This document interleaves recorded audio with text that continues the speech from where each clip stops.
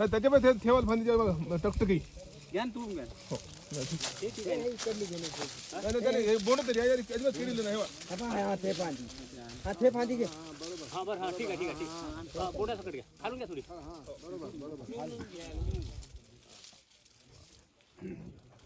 Banduji okay photo काढ हा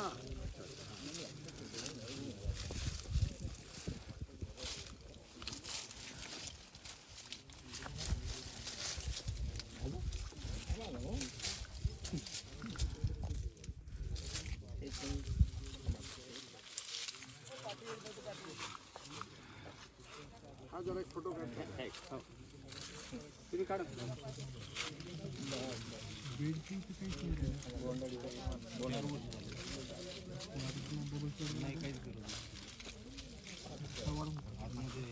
प्रमाणामध्ये जे दिसतंय हे जीवाणूंच्या मुळे झालेली मातीची कणरचना आहे. मातीची कणरचना झाली की शेतातलं पाणी बाहेर वाहून जात नाही. बाहेर वाहून जाताना त्याच्यावर माती घेऊन जात नाही,